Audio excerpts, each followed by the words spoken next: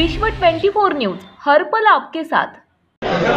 आता या सगळ्यांमध्ये देवेंद्रजी आज म्हणाले की महापुरुषांचा अवमान होतोय वगैरे, त्यांना मी एक एक आरसा दाखवत जाईल, पण त्यांनी काय केलं की माझे काही जुने चंक्स काढायला सुरुवात केली। आज आता एक मला चंक दिसला, पवार साहेबांच्या संबंधाने मी एक वाक्य बोलले होते आणि तो चंक त्यांनी दाखवला। देवेंद्रजींचा अभ्यास फार कच्चा आहे। माध्यमांच्या वतीने आणि माध्यमांच्या समोर गांभीर्याने हे सांगितले पाहिजे की माझी आणि आदरणीय पवार साहेबांची जेव्हा पहिल्यांदा भेट झाली होती यशवंतराव चव्हाण मध्ये, आणि आमचे भाऊ सन्माननीय धनंजय मुंडे साहेबांनी ती भेट घडवून आणली होती, तेव्हा पहिल्या भेटीत मी पवार साहेबांना म्हटलं होतं, साहेब मी तुमच्यावर फार टीका केली बरं का, फार टीका केली। तेव्हा पवार साहेब म्हणाले होते, तुमच्यात लढण्याची ती उमेद आहे, मला कल्पना आहे, म्हणूनच इथं बोलावले। त्यामुळे भाजपच्या भक्तुल्यांनो आणि लावारिस पेड ट्रोलर्सनो हे लक्षात असू द्या की तुम्हाला जर वाटत असेल की असे व्हिडिओ काढल्याने तुम्हाला फार काहीतरी मिळेल, तर तुमच्या माहितीसाठी ऑलरेडी ते सगळे व्हिडिओ मी स्वतः पहिल्या भेटीत पवार साहेबांना दाखवून झाले। पर मैं जो तुम्हें दिखाऊंगी ना, नया है यह, नया है यह, नया, मैं बहुत नया नया दिखाऊंगी, लय भारी दाखवेन। दादा हो,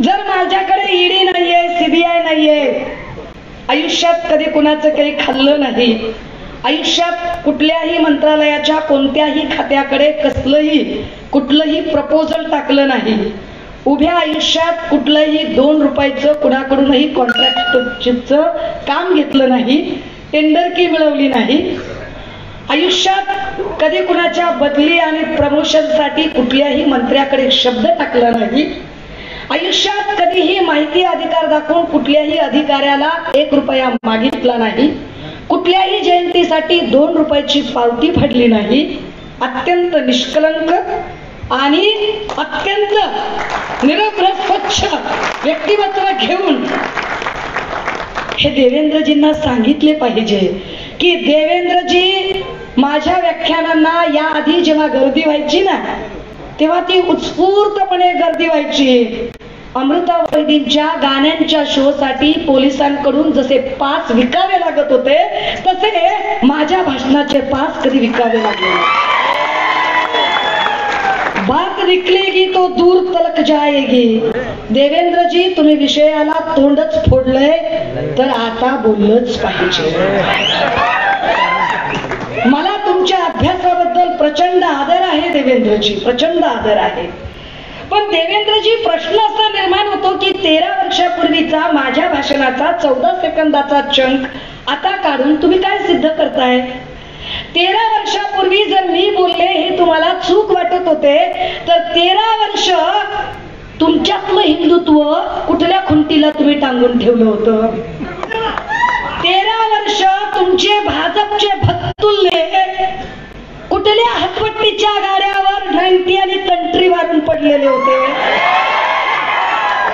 13 वर्षात तुम्हाला जी गोष्ट आठवली नाही, ती गोष्ट तुम्हाला आत्ता आठवते, कारण आत्ता तुम्हाला मी शिवसेनेच्या मंचावरून ललकारते, प्रश्न विचारते।